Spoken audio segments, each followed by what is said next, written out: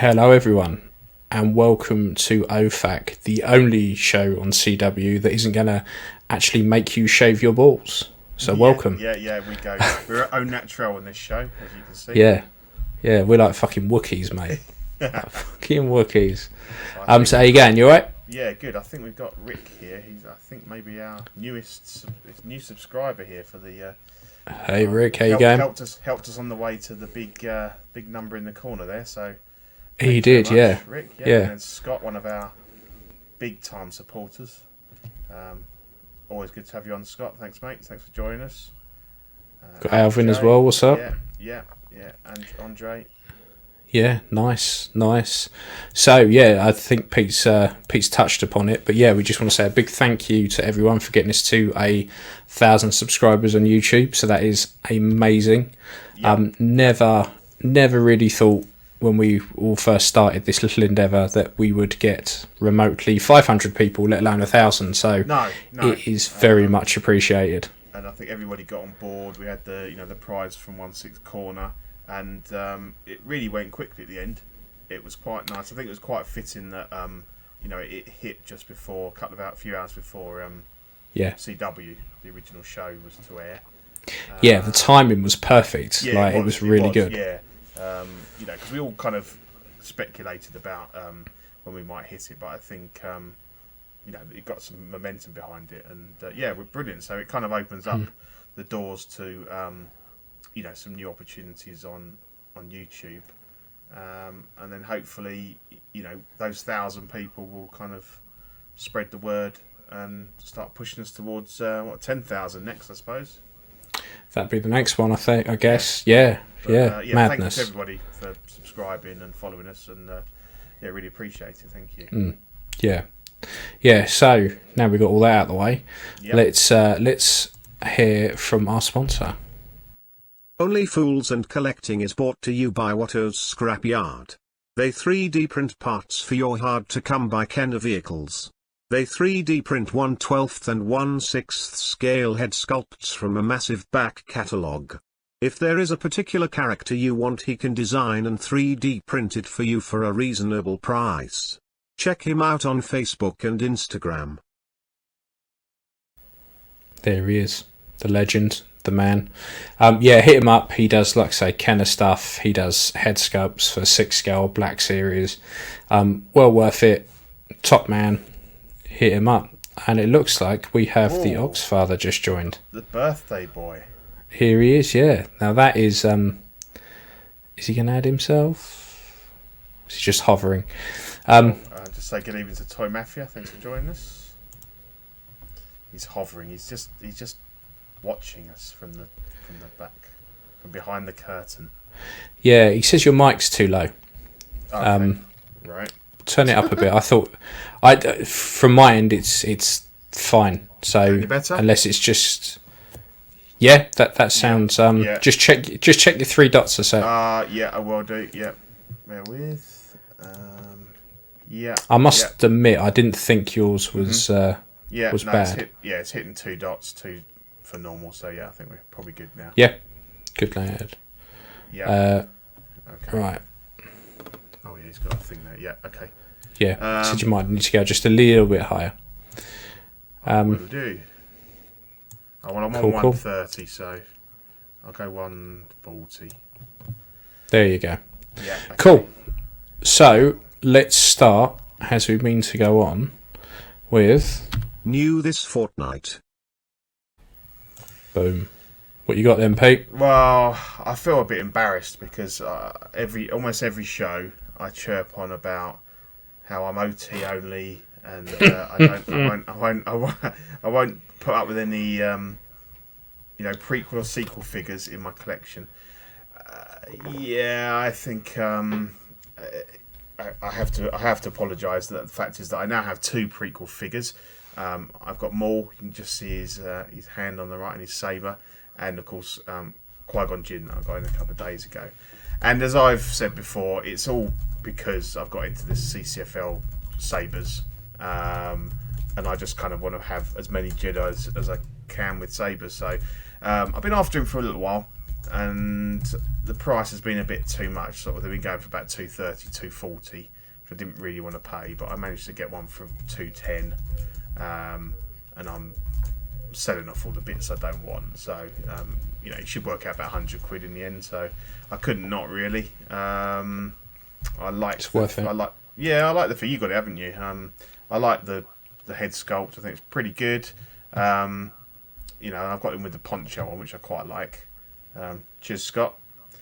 I'm loving the sabers. That's the one that I had already made. That I had, because I had the 2 sabers with Mythos Obi-Wan in the background, so it was an easy just swap it into Qui-Gon. But it's good. It's good, and I think so. Maybe now I've kind of given myself a little annex, a little excuse that as long as they're a Jedi and they have a lightsaber, then they're fair game now. So it starts. Yeah, exactly. That is how it starts. So I'll be like, next thing I'll be like, right, anyone got an Anakin? Yeah. But I'm not paying the prices for him. Yeah, I'm not spending that sort of money. So that was me for this fortnight. Qui-Gon's a good figure. It's one of those weird ones that I personally, I'm not a massive fan of the sculpt. It's not amazing, but it's recognisable. I know it's him. Yeah. But there's just something about it. But and I got mine because it was cheap. Yeah, I think on an angle like that, it's better than dead face on. So you can get it so that it looks, 80% like him. But as I said, I got him for a price I was happy with. He poses well, and he's quite. And Maul needed somebody to square off against, so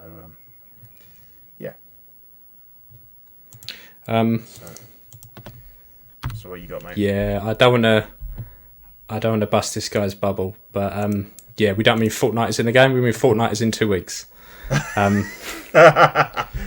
no! But yeah, no, we don't do that Fortnite thing on here. No, we're too old for that. So I had a bit of a just smashed the place up. I shouldn't be spending money, but you always tell me you're broke, myself. And then it's like, right, what I've got. The problem is, I like a bargain.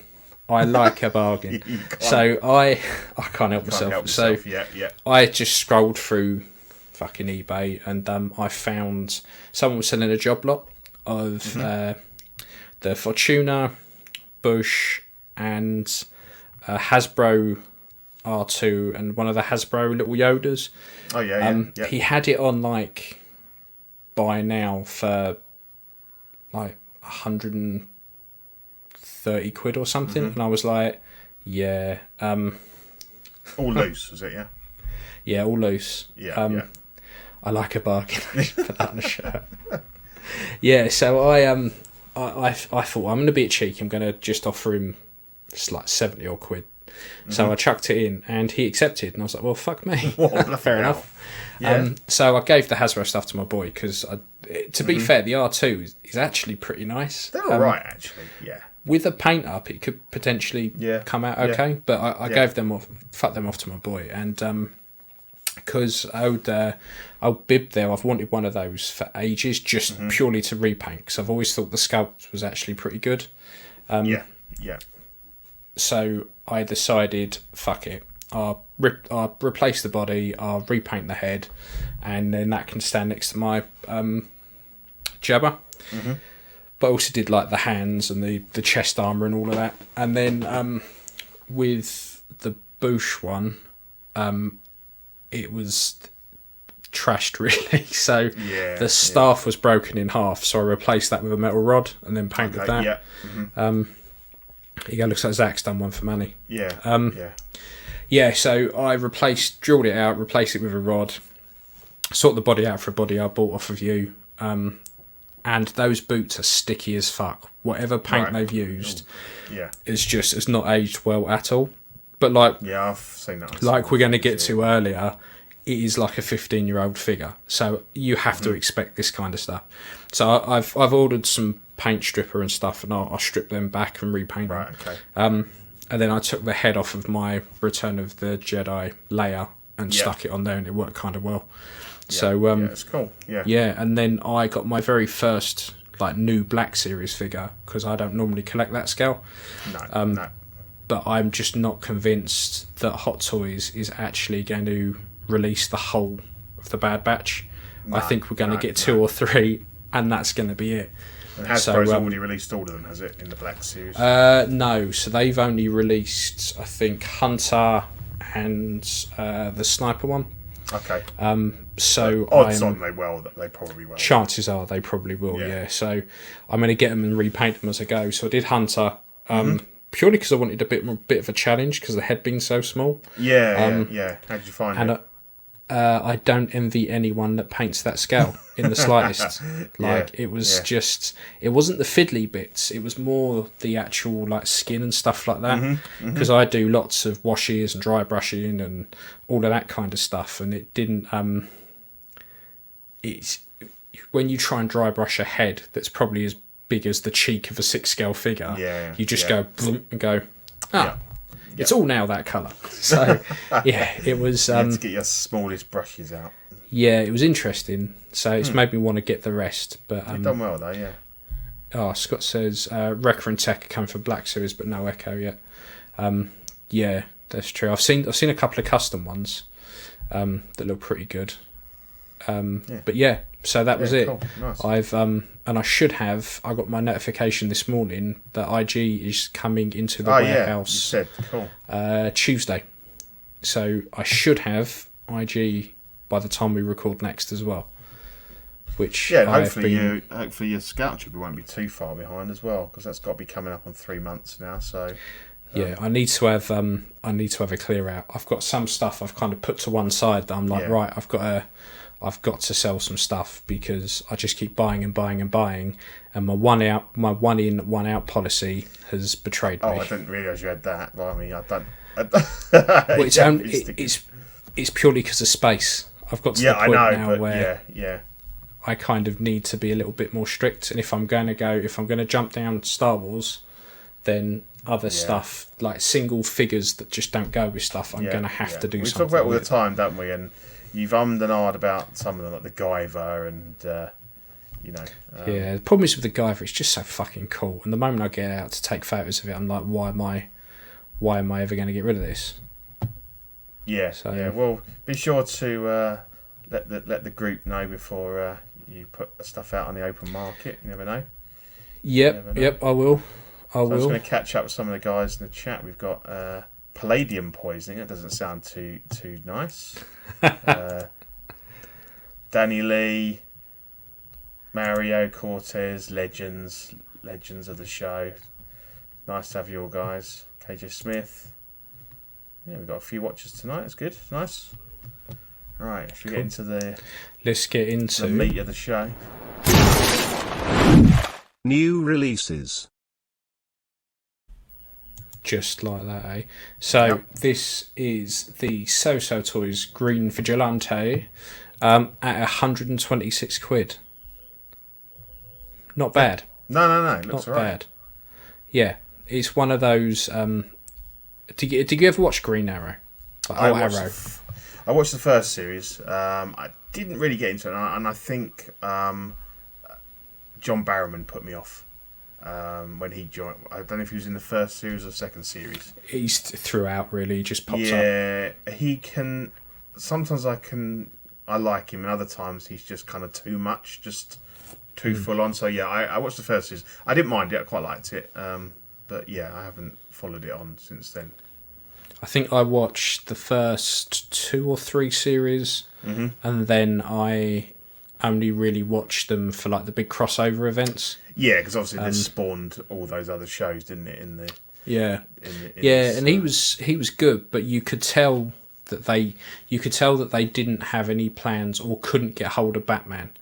Yeah. Because they kind of turned Oliver Queen into Batman, which I always thought was just weird. Yeah, it's a shame, isn't it? And it becomes too obvious that they're trying to kind of make up for like a massive figure that's missing from the show. Because that's why I never got into Gotham. I couldn't really get around the concept of having a Batman show without Batman. I know he's in it as a kid, but I really like Gotham. Is it good? Really liked it. Yeah. It gets a lot of flack, but it was good because it was kind of, you could see the villains that were going to be like these huge, big characters kind of starting off. So I quite liked it. I know a lot of people really didn't, but I thought it was quite good. Yeah, but, I heard good things about it. Yeah, I think it was just obviously a different take on the legend, but yeah. Yeah, and I mean, this ain't, was it 126 quid? Yeah. I mean, it's a lot of value. Yeah. You get a fair bit with it. It's just a shame that I'm just not. I like DC, don't get me wrong, but I'm just not into Arrow anymore. No. But we said that a lot about TV stuff. Like it has to hit at the right time for it to be really, really succccessessul. Yeah, it doesn't tend to have that long term hook that a Star Wars or we all got into the Marvel thing, and I think a lot of us have kind of moved that stuff on, and we're collecting more of the stuff that we grew up with, and the things that are really like kind of etched into your soul, aren't they? That's the stuff that you keep coming back to. Yeah. But it looks good in a bargain if that's your bag. Yeah, so that was pretty much it for the new releases for the last fortnight. So up next we have coming soon. Boom. So we have the big man again. The big man again. See, I remember back in the day when you couldn't get a Bane figure for love nor money unless you paid an absolute fortune. Weren't they? The Hot Toys one, yeah. Big time, yeah. But now you can't move for Bane kits. But apparently, it's crazy. But apparently this does come with a body, according to 16 Corner when I had a look on their site. Okay. So this is the... Is it a Fison body or is it a... It just said large style body. So for anyone listening on the podcast as opposed to watching right now, this is the M Toys MS024 Bane. I quite like they're doing an MS, like a take on the MMS from Hot Toys. Yeah, if you're gonna rip someone off, do it properly. Yeah. So this will set you back 120 quid. It's at Q4 2021. And they also do a stock market version with the helmet and the baggy trousers and all of that. And that's also 120 quid now at the same time. I have a Bane, so I'm not that bothered. It looks fine. It looks good. Yeah. I think the sculpt is probably the best one I've seen so far. I like that a lot more. I think that's probably where you're only going to get the different. I mean, obviously the outfit is you could probably possibly get slightly better materials, and obviously you've always got the pleather lottery as to the jackets, whether they last or not. But it looks pretty good to me. I've got the Daft Toys Bane, and getting that vest on was an absolute bastard. It just trying to get it to sit right was a bit of a shit. Particularly if you go for him without a top on underneath it. It was just a bit because yours is took ages. Fison 34? Yeah, not the big, huge, roided out one. It's the one underneath. Which is the one because, I've seen people use like the 35s. The legs are too big on the 35s. He might get away with it on him with the baggy trousers, but I think the problem with this guy is you could, if you had him like this with all the kit on, and you didn't want to do the holding the thing, you could get away without a seamless body, couldn't you? As long as 100%. As long as the neck piece was seamless. If you had him wearing the t-shirt, and you had him, if you had him wearing the t-shirt, you could probably get away with like a roadblock body, but then that might be too big. Saying that, I was just thinking the double jointed elbows, but there's no reason really to go seamless unless you're gonna. Shoulders are huge on that roadblock. Massive, because I used to use those for stuff, and the shoulders are always a problem because they were like massive. They're huge. Absolutely massive. I think I'm a little bit. There seems to be lately, and I know it was the 15th anniversary for Begins. Only just came around. Sounds about right, yeah. Yeah, so it might explain why there was a lot of Nolan stuff, but there seems to be lots of Nolan stuff coming out or being announced, and I don't know if it's because of Hot Toys have announced a couple of new figures, or if it's because of it's just coming up to an anniversary, but there seems to be quite a bit of it. So is this the second one? Is that that's a completely different, separate figure? It's not like an upgrade kit. No, they're both two separate figures. Okay. Because it would be nice if they'd offered the motorcycle bits as a, like a deluxe one that had both sets in as well. Would have been quite nice. Yeah, because actually, when you look at it, it's a jacket. Yeah, it's another jacket, the high vis type thing, and the helmet. Has he got some gloves? Has he got a gas mask on the side of the mask as well? There's something. I can't make it out. Yeah, it may be. Yeah, actually, that's a respirator bit on the side there. Yeah, possibly. Yeah, they're pretty cool. Yeah, I think if what you've was the got price on these? A Def Toys kit, I probably wouldn't bother upgrading. But if you haven't got one for 120, not bad. That's bloody brilliant. Well, if you're getting a body with that as well. Well, according to 16corner on their website, it said it comes with a large body. So if you are getting a body as well, even if it's not a seamless, that's an absolute bargain. Because you're talking at least 40-50 quid for even a non-seamless body of that sort of size. So that's really good. Yeah, with today's prices, It'd be good to see when people actually get those in hand as well. And then this dropped a couple of hours ago. This is the I believe it's so dropping today, haven't we? Oh yeah, it's I think up until Monday I was getting a bit twitchy that we didn't have a lot, and then we had about 4 things. From Monday onwards, it was just bang, bang, bang, bang. Because you were going, if there's anything you want to talk about, sort of I was like, anything at all. So we don't just come in, talk about Green Arrow, and then fuck off. By the 1/6 figure gods today. So yeah. So this is the Bat Lady, original name, and this will set you back 108 quid out Q4 2021. I really like it. Yeah. I haven't watched the program. I think I watched one episode. Yeah, and really didn't like it. But the costume design and the figure itself, I quite like. Yeah, does it? I like the texture and the suit looks really nice. Yeah, and I think on the on one of the other pictures they showed, I think you get a unmasked sculpt as well. Oh, okay. So you get 2 head sculpts with it, which is for 108 quid, Billy bargain. Yeah. I'd be surprised if Steve doesn't order this. He's probably got it on pre-order. Yeah, I'd get already. But I think it's good. I mean, we talk quite a lot about how we would struggle to, start a 1/6 collection these days. But this is where you're at. I think you might have to go, well, actually, I can't afford the £300, £400 for Hot Toys, but I could get in on these 120, 150 figures. And sure. All right, it's going to sway your collection style a little bit, but they're still nice figures, and it just shows that you can still get them at a reasonable price. Yeah, the prize. Yeah. So Alvin J, this doesn't look too bad, but who's the sculpt based on? Ruby Rose. It is. It is. And she's not in it anymore. It's a different girl's taken over. But it's the Ruby Rose version. So yeah, I like it. I'd be very tempted. But as I said, I have to start implementing some kind of 1 in 1 out policy.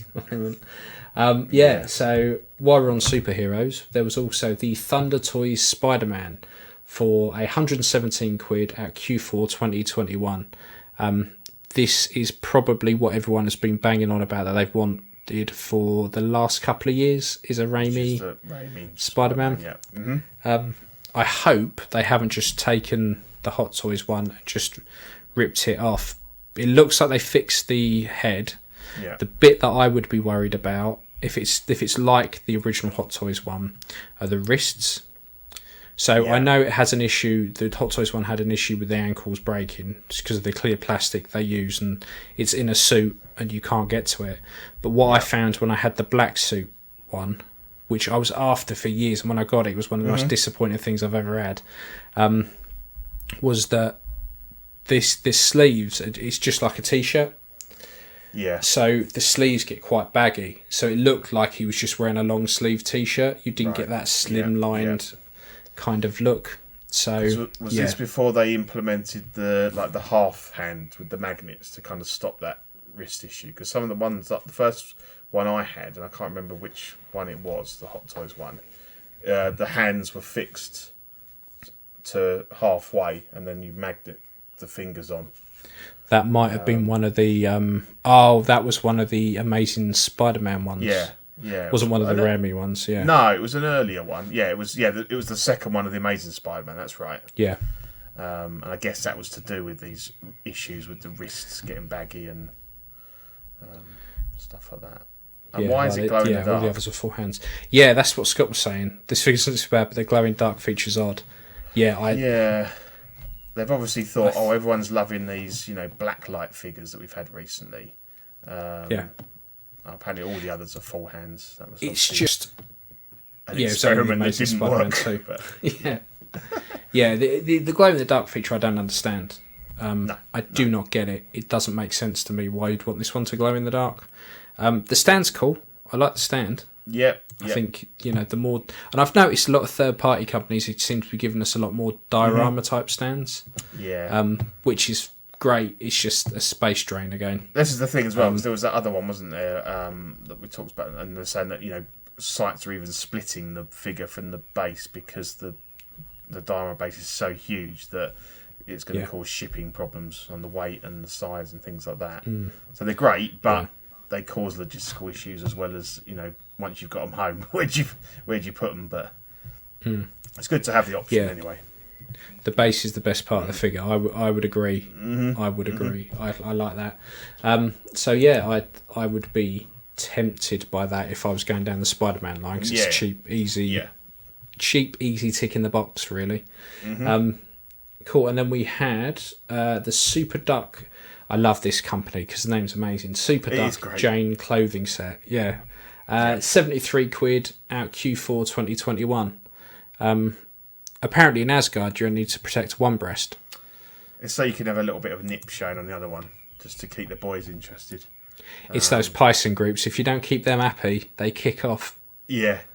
It's probably going to be... Off. I don't know. I mean, obviously this is from the new next Thor film, presumably. No, I think it's from Dark. I think it's from Dark World. Yeah. When she goes to Asgard. I think it's from that. Yeah. Or maybe they'll probably say it's some sort of like the Amazon thing where for firing an arrow or something. But I think most of the interest I've seen over this is for Padme customs. Yes. Nobody really wants this for this figure. No, they want it for the sculpt, don't they? They want the head sculpt because it looks pretty good actually. You'd have to do something with the hair, obviously, because she doesn't have quite as long. But I think it's got potential, and a lot of people want a Padme, probably from Attack of the Clones in the white outfit. White suit. Yeah. I think you're probably going to see a lot of these dresses for sale. I think so. Yeah, I think there's going to be a lot of them hitting eBay. Yeah, definitely. I think so. Yeah, definitely. But so even if it's just for that, it's good to see. Because I must admit, I was tempted by the sculpt. I thought, I could use that. But then what you'll start to see is knockoffs of the sculpt start to hit. Yeah. So there'll be one eventually. It's good in a way. It's interesting that it's like most of the third parties are knocking off original higher value figures. So it's refreshing to see actually they've gone with their own portrait of a figure we haven't actually had yet. So it's kind of like breaking. But to be fair, Super Duck have always been. From what I remember, I've never known them to be copying anyone else. They've always because they were I think they were the first ones to put out the racing suits for Tony Stark and stuff like that. Yeah. I think that's one of their first pieces when they first came on the scene. Yeah. So I've always I think they did a Slave Leia as well, I believe. I can't remember off the top of my head. But so on to bigger and better things. So next up we have much bigger. Yep, another reissue, the Hot Toys Mark 42 quarter scale, 467 quid out July to September 2022. I didn't realise this was that sought after. It's your favourite suit though, isn't it? It's my favourite armour by a long shot. I really like it. And if you're not interested in it, then Problem is, I was listening to In and Outs, and I think Eddie and Mario. Well, it was one of them. There's fucking three of them. There was one of them. I think they hit the nail on the head. One of them said that when they got their first quarter scale piece in, they realised exactly how much bigger quarter scale was. Yeah. And I've done exactly the same thing with Vader. Like, I saw that fucking box turn up, and I was like, shit. Yeah. And my display cases aren't small display cases, and Vader takes up a cube on his own, when normally I can get like 6 or 7 6-scale figures in there. So otherwise I would be looking at selling way more stuff to try and get this, because this is my favourite armour. I like the way it comes with the battery box. Again, Hot Toys and the fucking quarter scale stands, they need to stop. They need to have a word with themselves. The stand's nice, but you'd never use it. It's just too fucking big. Come with? Exactly the same one. Yeah. The 6-scale one just comes with a normal big oval, like one of the big Iron Man 3 stands with a light on that shines up. But I mean, I take my Vader stand, the quarter scale one, and I use that as a riser for 6-scale figures. So you could do that if you had other Iron Man figures. But yeah, it's another reissue. It's interesting, isn't it? Why they've gone with that? Because the other reissues we've seen have made sense. They're the figures that I know people saying this is going for big money, but the quarter scale market's always been a lot, smaller for the Hot Toys, because there's not that many of them. They've not really released, lines of them. So you're very much looking at sort of odd figures on their own. So it's a funny one to because the only other one they've done in Iron Man was the Mark III, isn't it? At quarter scale. I believe no. They did the Mark 40. Is it? 43? Oh, they did the 43 as well, didn't they? Yeah, which is this one with the red. It's just inverted. Yes, so they've done 3. Yes, it's an interesting one. Why they chose this one? I find the quarter scale market, like figures. Now, I'm not talking about statues. Figures. To be really strange, because when I look for other companies that do quarter scale stuff, they're either like Enterbay, which I don't think they put a quarter scale out for quite some time now. No. So you either spend an absolute arm and leg on an Enterbay figure, or then your next option after that is either NECA, which nothing wrong with NECAs, they're fine, but you've got visible joints and stuff like that. Unless you hide them, they look very toy-like. Yes. And then you go down to like Diamond Select and stuff like that. So it's a really weird. You're right, with quarter scale, you're either all in, or you're not, or you exactly. Kind of. It's difficult to build a collection that is all of comparable quality. Whereas at least with 6 scale, you obviously you can go from one extreme to the other. Yeah. But at least there is some kind of comparable quality all the way through. Yeah, there is. Yeah, I mean, you still see people sticking old Hasbro figures in with Hot Toys, and that's quite jarring. But on the whole, you really have to put the work in with some Hasbro stuff. Yeah. There's only a handful of bits that look okay, but you have to go down the route of repainting, reclothing, all that kind of stuff, and it just becomes kind of too labour intensive. As you say, there's very little of the figure that you can save. Like I recently picked up a Tusken Raider because the head sculpt isn't that bad, and with a bit of a repaint and actual wrapping the head. But the problem is you cannot really get the other stuff to make a custom. Even if you made the robes, you can't get those the bandoliers anywhere. They're like Boer War ones, and there aren't even any like DID figures or anything like that. So it's I'm kind of going to give up on that one, I think, because it's difficult. But sometimes elements of them are okay. But as I say, I think if you had some of these Hot Toys quality quarter scales, and then you put it next to a Diamond Select or something, you're not going to want to keep those figures for long. No, because it makes you see how much lesser quality they are, other than in regards to if you opposed to if you just had them on their own. Yeah. No, I agree. When we look back at some of the figures we had, which we thought were the shit at the time, like customs, and you go, oh my god, that was terrible. What was I thinking? I must admit, shit jumps up on my time hop all the time. Going especially from like 5. Well, saying it's probably longer than that now. Probably about 7 odd years ago, and it's like I know you cringe at some of your paint jobs. I look at it and go, "Fuck me, that is awful." Like, what the fuck? But the thing is, I'll probably do that in another fucking 10 years. But that's what good the fuck was all that? That's good though, because it means you're continuing to improve. It's nice to have stuff documented, so you can look back and go, "Okay, fair enough." But I agree with I agree here with Scott's comment about I had one quarter scale figure, just couldn't do it. They're just too big. Yeah. It'd be interesting. Which one was that, Scott? Was that Vader or a Batman?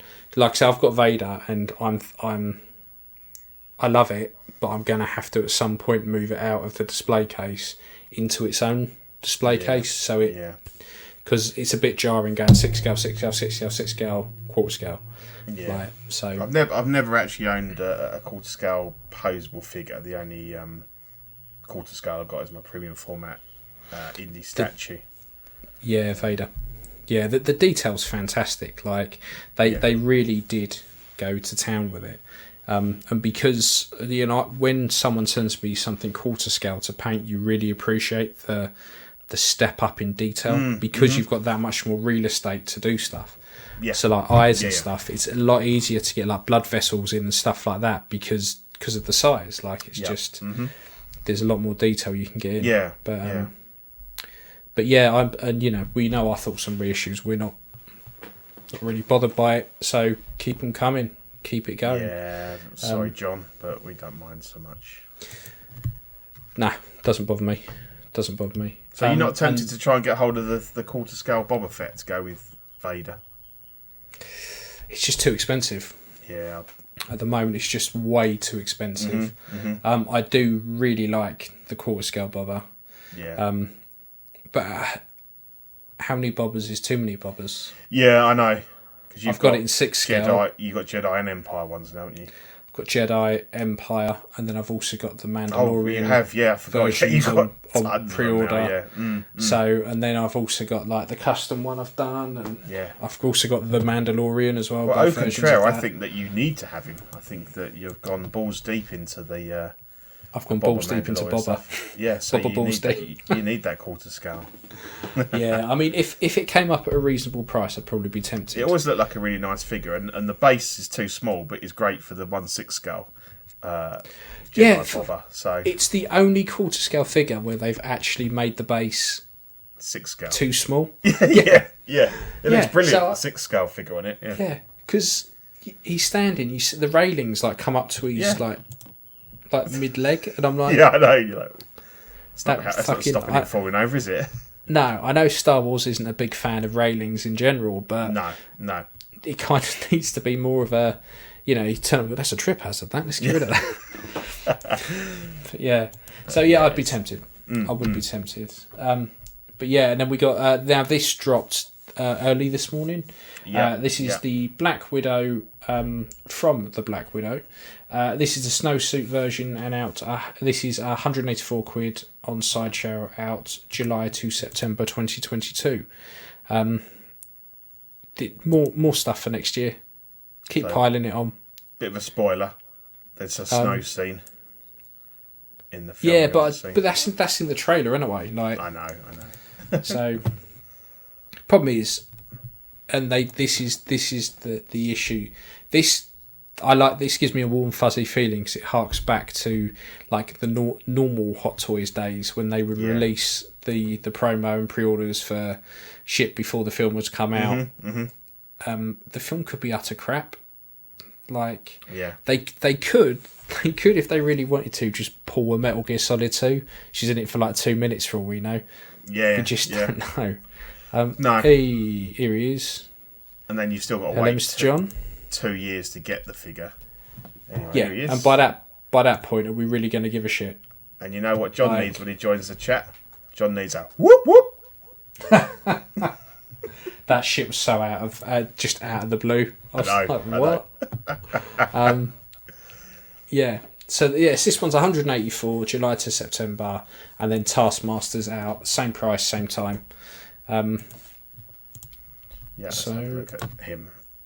Do you know what? I didn't notice the split cut boot. It's a good. No, Scott just pointed good shout. out. Yeah, that is good. I'm jury's out on that one. I don't really like those weapon things she's got. They look a bit weird, but out of context and not having seen the film yet. Her whips.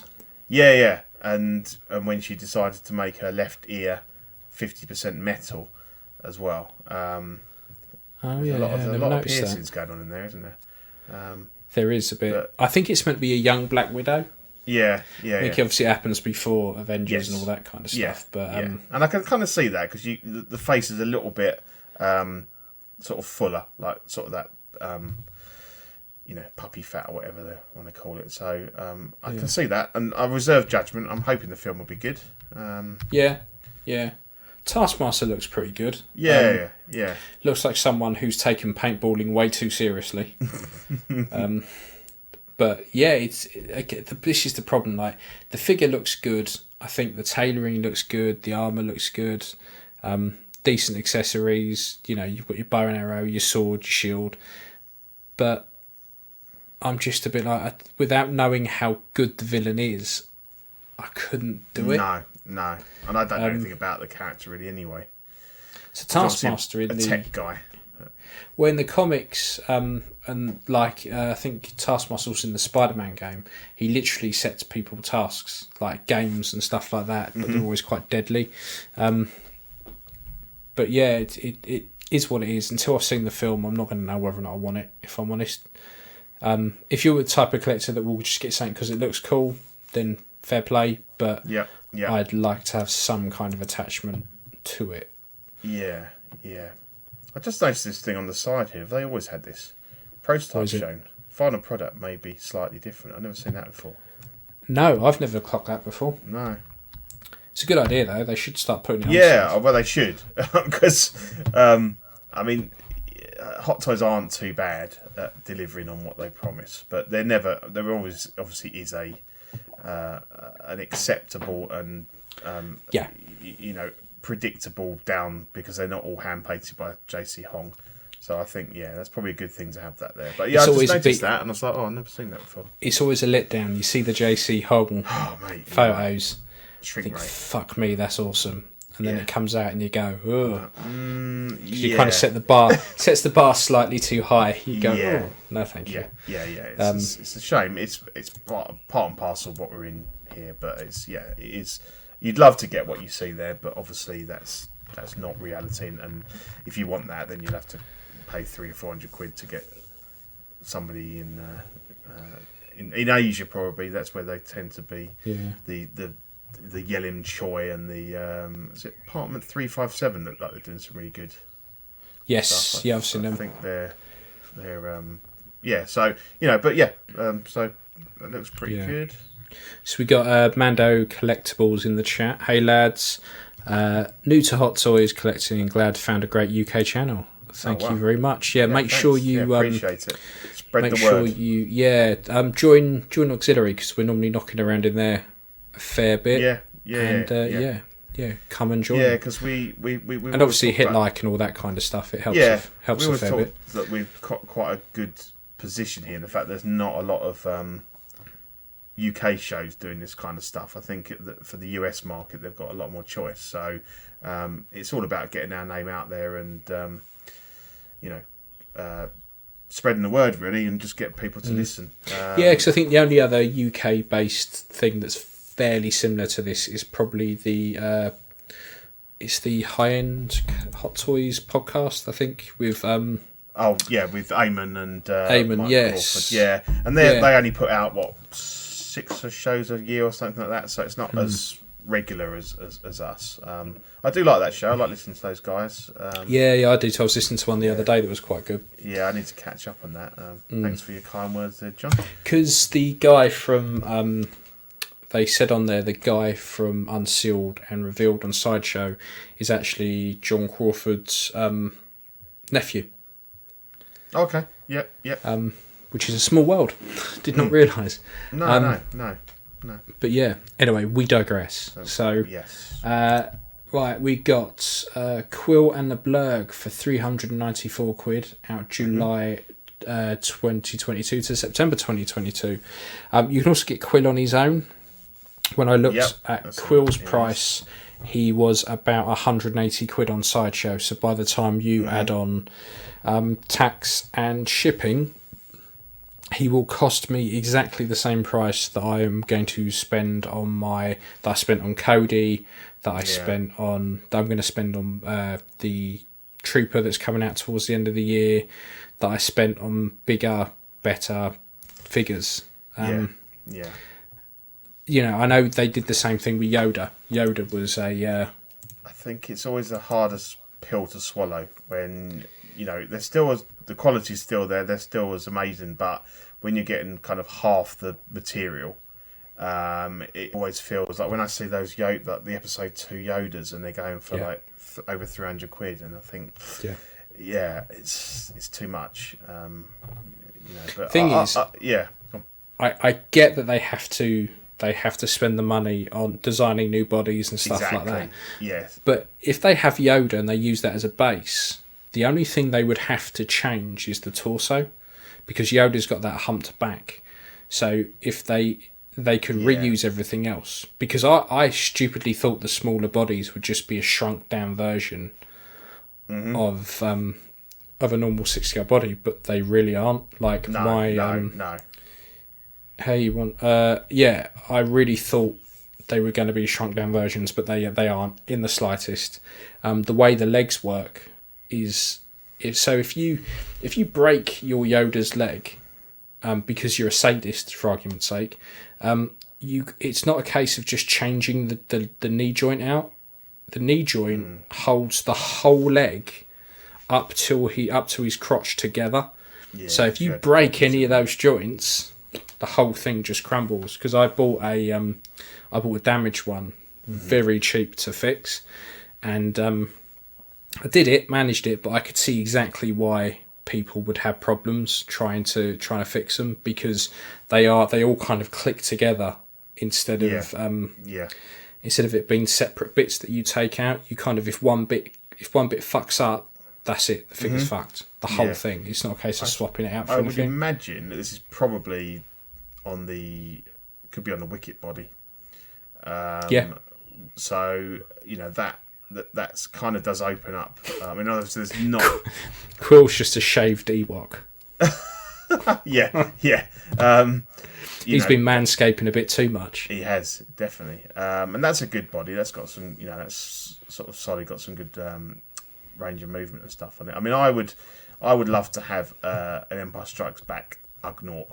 And I was sort of thinking, could I get one of these? But I think if that helmet is all sculpted on, you'd have a lot of work to do, getting it off, and then sculpting ears, and then putting the hair on and stuff. I think, and then you've got to find the outfit shouldn't be too bad, but it'd be nice if they could I know that they've not done a lot of OT stuff, announced a lot of stuff recently, but an Ugnaught would be cool, along with the Chewie re-release with the 3PO in the net and all that stuff. Would be great. Yeah, so Mando says day one pre-order for me, and anyone get Mando and the Blurg. Its size just too big for me. The Blurg, yeah. Just too big. And if I'm honest, and I know I keep saying this, and not everyone is in the same position as me, but if I want one of these, I'll print one. There's enough files for Blurgs about that I will print one, because I can make it and paint it, so it's not a problem for me. But it's just too big. They're great, and I think it's a good idea. I like the way that they've released it as a pack and separately, so you have the choice. And obviously, if you are going to get one, then I would say get the double pack and then just sell the Blurg separately. Yeah, definitely. But for me, it's just him on his own too expensive. If you get him with the Blurg, then it kind of works out okay. Yeah, because even if you don't want the Blurg, you can split it out and you get him for less than. Andre says, "I'm getting Kuill, not the Blurg. If it wasn't for the huge tail, I might have gone for it." Yeah. So I've seen 3D models that people have done where the tail is kind of whipping round. Yeah.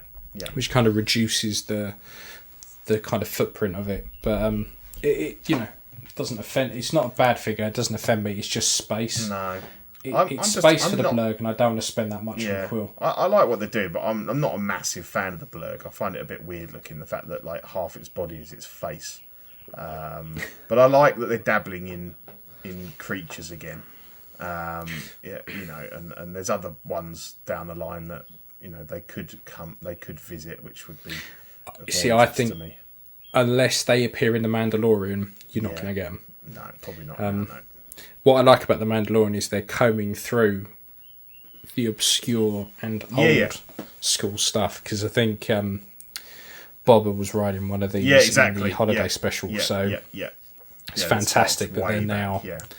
And they were even in I think the Ewok Adventure, something like one of the two. So, it might have been a sequel. It's the sequel one. Yeah, so it's great. It said like it wasn't one of these he was riding; it was some other thing. But yeah, they were on the Ewok Adventure. They were in Caravan that of second. Courage and all They that. were the other one. Yeah, whatever it's called. Yeah, Battle for Endor or something. But yeah. Cool. Hey, Mark. So next up, we now have what we got. Hunter. Is it Hunter? Yeah. I don't know why we skipped Hunter. Yeah. So this is 184. Sorry, I've lost my place. £182 out July 2022 to September 2022. Now, bearing in mind, this is the same price as Kuill. Yeah, this is the thing, isn't it? You get so much more for your money. Yeah, and I really like this. And like I said at the beginning of the show, if I was remotely convinced that Hot Toys would be releasing the set, I would probably start to pre-order these. But I've got way too much on pre-ordered next year, and I just can't do it. There's too much. I think because of the pandemic and we had a big spate of nothing being announced and nothing being released, I think they're using 2022 as that stopgap. Yeah. So everything is coming out next year. So it's just too much. I want my Batman stuff, so I can't cancel that. I've got more Star Wars stuff, and it is effectively from January all the way through till like September next year. I'm just going to be paying out. Yeah. So I'd love this, and if I'm honest with you as well, like I want to get more into trying to figure out how to scale down full scale armor and thicken it up and stuff, because I look at troopers like clones and think, as much as I love the head sculpts, I would probably want to display it with the mask, and I could probably print that if I. Yeah. So it's funny because it's that whole thing that obviously this is from an animated show, but they're going with a realistic face based on obviously the actor who played Boba and Django. Somebody went, "Oh, it looks nothing like him." Well, it's not going to, because they're this is what Hot Toys have decided to do. They're not doing. And you can tell who it is. Yeah. The whole point is they're all going to look like Django. Yes. I honestly think this was with the last Zuckerberg batch, as there's no teaser figure in his pose pictures. Right. Do you know, that's a really good shout. Yeah. That's a really good call. That I think that's not a bad hint. But going back to the animated thing, this will always look like Django.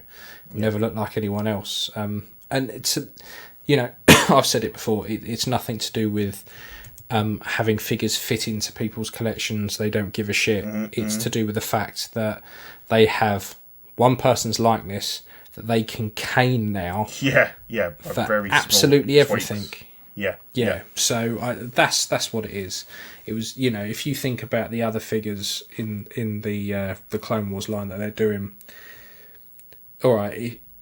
Again, they can reuse those sculpts, but this is the money for them, because they won't have to pay out as much. We're going to start to get lots of clones. They've got his likeness. They've got the deal, and they might as well milk it.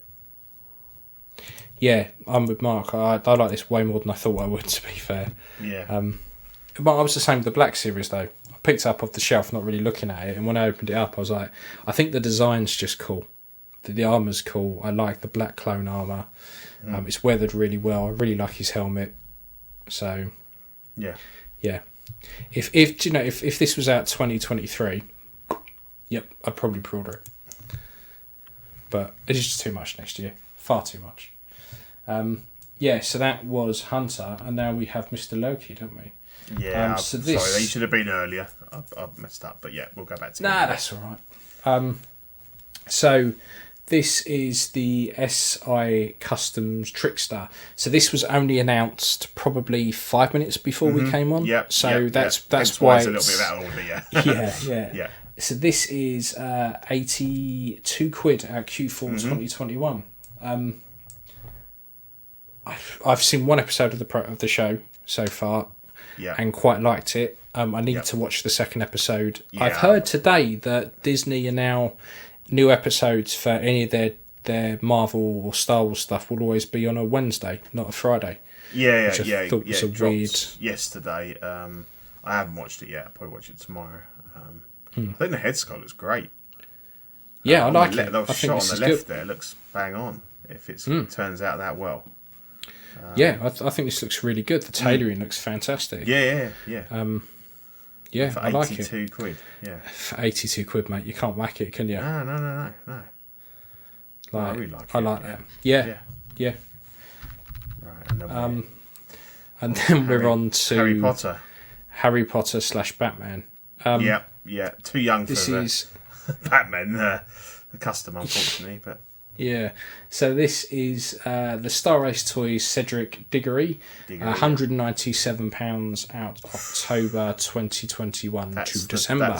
That's the one with the egg, I think, isn't it? And then it's there's two versions. There's the Triwid tournament, and that's the 197. That's that one. So I think basically you get the cloak and the egg thing. Pretty much call it the deluxe. And the flight stand thing rather than a crop together. Yeah. So one's 167, one's 197. I don't like the sculpt. No, I don't think it looks that much like him. He did look very different in the Harry Potter. Yeah, because he was only like 15, 16, something like that. So it was one of his early roles. I just find there must still be a strong enough market for these figures, but it's been a very long time since we've sort of. I know they're doing the Fantastic Beasts and stuff, but the Harry Potter's kind of quite, gone on the lowdown now. I'll tell you what, they opened a Harry Potter shop airside at the airport. Okay. Last year or the year before. They put one in as kind of a trial to see how busy it would do. And I think within a couple of months they decided, they were going to open one in the other terminal as well. The amount of people you see going into that shop and coming out with stuff there's still definitely a market. Be interesting to see whether they stock. Do they stock the Star Race figures? Or is it No, they do like proper replica ones and stuff, but they don't have any of this kind of stuff. No, and it's funny, isn't it? Because obviously you can get they do like £20 dolls and this scale that you see in like the toy shops and things like that. But be interesting because it's it is a very strong license, and obviously thousands of people still go to the studios, and it is brilliant, and I love it and everything. I think this line kind of started off quite well, but they've dropped the ball on some of their head sculpts because you've repainted some and they're actually right, aren't they, with the repaint, like Snape. The old McGonagall. Snape, McGonagall, Hagrid, and Dumbledore. I think I've done but they were the cheap £20-odd jobbies. Oh right, okay. They weren't these. They were no. cheap ones. No. I don't know. I mean, I don't know how many people are going to want Cedric, to be honest. Beyond the fact that I think if you were doing like a Triwiz tournament display, but the problem is you've got Harry, but they haven't done. You don't have Fleur Delacour or the Russian guy, Ivan the terrible. I don't know what his name is. Gregor. Is it Ivan Gregor? Or was Gregor the other one? Yeah, it's been a while since I watched the film. Yeah, I mean, it makes sense if they released them as well. Yeah. I reckon if another company picked them up, I would probably start collecting them. Yeah, it's a shame Hot Toys didn't, because I think they did a good job on those Fantastic Beast figures. Just that nobody really liked the films enough to. I mean, they're big game. You see, they'd go for like 100 quid. But again, like you had 2 figures from the film. Mm-hmm. What you can do with that? Yeah, exactly. But they look. I mean, the tailoring on them was fantastic, and when I've seen them for 100 quid, I've almost been tempted just because they're so cheap, and you think like I can't not buy them. But then, how long would they stay in the collection? You know, because they don't really have much love for the film. Unfortunately, people like jumped on them when they were dirt cheap just to part them out. Yeah. Mm-hmm. But they must still have a load of parts left, because it's there's bits there that are very when I look specific. at Craig Gant's boxes, and he's got like a whole section of just those little niffler things, and you know, there's things that you know, you might. I was tempted to buy one for my boy, but yeah, other than that, it's limited use. That's the thing, though. If you part out, because I spoke to him a few times, and he said, you know, there's some figures that you buy them because you know that the parts are going to be good and people are going to want them, and there's other ones where you're just lumbered with stuff because it's very, very niche. Yeah, definitely. I mean, he's obviously a master. He's and he'll quite often he'll reach out to the groups and say, look, you know, I've got an opportunity to get this figure, but I need to be assured that, you know, there's enough people that want the bits, because I mean, at the very, very least, he needs to break even. And if you end up with a figure where you can't shift more than half the stuff, then, you know, you're probably only just about on that cusp. Like I used to split out I did very well parting out the DX05 Indies years ago, but I wouldn't bother now because you can't get them cheap enough. Half the stuff's perished, and there's so many better custom options now that very little of it, maybe the boots, and the mat rooms gear, it's not worth. You know, you can't. You struggle to get your money back. So times have moved on. People aren't going to want it. Yeah. So Mando's asked a question. Have you seen the Hulkbuster Iron Man Mark 43 from 3.0? Definitely on my list. Price point is amazing for what you get. Yes, they were talking about that on CW, and it does look really good. It's a good option if you don't want the Hot Toys one. Yeah. Very good. Very, very good. Very well done. So we now have. So again, this dropped today. This is Iconic American Psycho, and they've teased this. That the pre-orders will go live on June 26th. I'm really looking forward to this. I think this could look really good. Yeah, I'm a bit worried about the collar and the tie. They look a bit chunky, a little bit overscaled, but I think if they can nail the tailoring. Because this seems to be a figure that ties and collars are bastards, though, aren't they? They are, yeah. But yeah, it seems to be there's quite a lot of people wanting to do customs of this guy. So it's an interesting. I hope he comes with a chainsaw. Yeah, it's one of those films that I've watched it a couple of times, and the older I get, you kind of gravitate back to it, and you kind of watch it again and enjoy it a bit more. And I think there's levels to it, isn't there? There's like when you first watch it, it's all about the thrill of seeing like the blood and that he's a nutter. But as you watch it like more, you kind of get more out of it, I think, as an older viewer. So they're working with Kuiil Studio here in 11, and we're doing the head sculpt by the looks of it. So they're normally pretty good. So Alvin's asked, is the movie overrated? I don't know, like we were just saying, I think you can... Possibly, but it's a good movie. It's not the sort of thing you're going to bung on and watch over and over again, because it's kind of really very dark. It isn't going to be anyone's go-to movie when they're feeling a bit pissed off.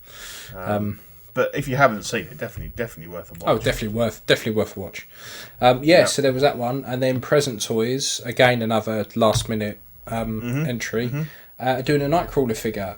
This will set you back £105 out Q3 2022. Now, this is a really overrated, I'd say. Yeah, film. I've never actually watched it. I can't, I'm not bothered.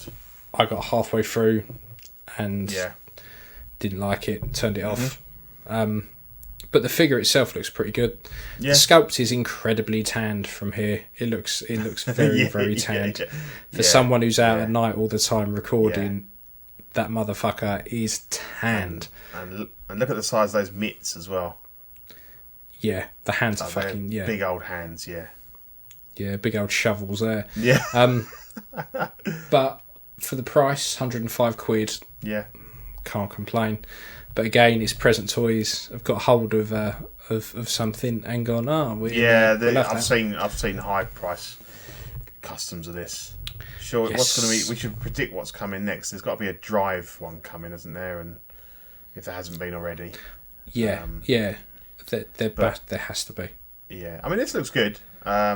His the jacket looks quite nice and stuff. But again, there seems to be. I mean, a lot of people talk highly of this film, but again, maybe it's just like it's a bit. I should watch it really, but I've never got around to it. But I couldn't. I got halfway through. What was it? What didn't you like about it? Just like him, or just was it a bit boring, it's slow going? Just a bit slow going. It just didn't. It did capture me. To be fair, I don't know. It was one of those films that you have on, and I didn't really pay much attention to it. So it might be my fault for not paying attention, but it didn't make me want to pay attention. If you get what I mean. No. And again, like I was saying last show, I think I'd bundle this in with, or even if I loved the film, I'm not really sure I'd want that figure. It's not, there's no excitement in that. It's a pair of trousers, a shirt, a jacket, and for me, I want to have like those iconic outfits that you only see on that character, like a Han Solo or what have you. I mean, this is just like something you could be wearing. It's to me, it's not what my collection's about. I like to have that kind of visual interest as well, rather than just going, I like that character. His clothes are boring, but I want him on there. So Yeah. So Mark asks, what movie is this? I've no idea what it is. It's from the movie Nightcrawler. Yeah. Yeah. He's a journalist, isn't he? Follows criminals around at night or something. He's a bit of a fucking loon himself, by all accounts. Yeah, he's a bit of a wrong one. It's not a great film. I wouldn't just put it this way. I wouldn't spend any money to watch it. If it's on Netflix or something, fill your boots. Give it a go. Yeah. Give it a whirl, sure. So yeah, we've probably got about midway through now. Yeah. I think so. Let's have another word from Mr. Watto. Only Fools and Collecting is brought to you by Watto's Scrapyard. They 3D print parts for your hard-to-come-by Kenner vehicles. They 3D print 1/12 and 1/6 scale head sculpts from a massive back catalogue. If there is a particular character you want, he can design and 3D print it for you for a reasonable price. Check him out on Facebook and Instagram.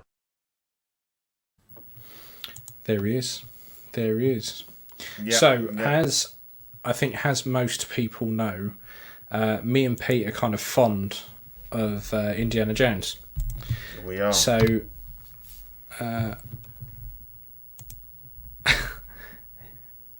Mark, Yeah. Oh, I thought with third place, I thought it was a fake name. Yeah. No, there's been no imagination with that one. They've just called it exactly what it is. Yeah, I think they probably get away with it. But Nightcrawler is probably an actual word in the dictionary and not just a copyrighted, so they probably get away with that one. But yeah, so we've seen the last couple of weeks quite a few shots have come in from the set of Indy 5, which has been shot over here in dear old Blighty. Yeah, there's South Shields, isn't it, up in Yorkshire? Yeah, up that kind of way. So the pictures are fairly unassuming. He doesn't actually look as bad as I thought he was going for his age. No. This is the thing. You have to kind of like people. You have to forget that he's 78. He's not a normal 78-year-old. Yeah. He's. I actually am quite excited about this now. I was going to say, yeah. Scott Saki, you guys looking forward to this? Does a bear shit in the woods? Yeah. I am now. Now I've seen the pictures. I don't mind admitting I was sceptical. Mm-hmm. It would be great if we just ignored Crystal Skull. Just ignore it. didn't happen. Fair enough. Move on. But yeah, So and the I like picture, the fact- he yeah, looks so- pretty good. Yeah, so obviously we've all seen the pictures that he's got dots on his face and his collars and bits and pieces. So no surprise, we're expecting a de-aged Indy, but hopefully not the whole film. And that seems to be suggested by this Nazi gear. That obviously the Nazis were all done and dusted by the end of World War II. So we're going to have a flashback, whether it's the opening scene, which would be really good, I suppose, a bit like Last Crusade, where it's, many years before. So we've got here. So I believe it's taking place in the 60s. It should be kind of, where it would be with his aging. But yeah, we're definitely going to get a flashback, like a World War II, with the Nazis. Probably the opening. I'd like to see a series of flashbacks. Yeah. So it would be good if it tied back to something he did back in World War II. So he's got to keep jumping back. Yeah, and he must have, he must have. I don't know if what's been written about it, but surely he served in World War II as a soldier. So obviously he's in his Indy gear here, but they talked about that in Crystal Skull, didn't they, with Ray Winston, about what they did in World War II and stuff. But yeah, no, I actually I'm optimistic, and I like the fact that they are definitely saying that this is the last one. No one else will play Indy, so hopefully they kind of bookend it quite nicely and make it clear that it's the last one. Through some event, like he retires or something, or I don't know if he'd die, because he always wanted Han to die, but then he never liked the character of Han, did he? Whereas he does love. He's got more of a soft spot for Indy, so. Scott, it would be interesting. I can't see it because there seems to be such an issue over his likeness and stuff for anything at the moment. And would it be, the de-aged one, or would it be the old one? Do you think companies get the ump with that and just kind of go, "What's the point? We won't even bother"? Yeah. I think you're probably more likely to see third-party stuff. Oh, I definitely. I fucking definitely hope not. No, definitely not. That was their big plan, was for him to take over, and I think he was just so universally hated in that movie that I think it's more to do with the actor going off the rails than anything else. I think they probably would have given it a go, but they could have cameoed him, I suppose, couldn't they? But yeah, he just went off the deep end, didn't he? He's only really started to behave himself in the last couple of years. Yeah, so maybe, at best, hopefully it would just be like as Alvin Jason's, maybe a cameo. But the other thing that I'm pleased about is Toby Jones. I love Toby Jones. He's good. He's brilliant in everything. Do you ever watch The Detectorists? Yeah, I've seen him in that show. I love it. I want him to make more. He was a really good villain in one of the Doctor Who's. He was, and he was what they call Hydra, wasn't he? In some of the Marvel stuff. Yeah, he plays really good bad guys. He does. But here he's a really good actor. He's going to be like your Marcus Brody kind of, a fellow sort of Arcos. But I just, if anyone listening here, if you've not seen The Detectorists, it was a BBC sort of sitcom type thing, wasn't it? About the guys that are metal detectorists, and it's him and Mackenzie Crook. I just love it. It's so British, and it's just whimsical, and it's kind of like quite calming and a warming thing. I just really love it. I think there was 3 series.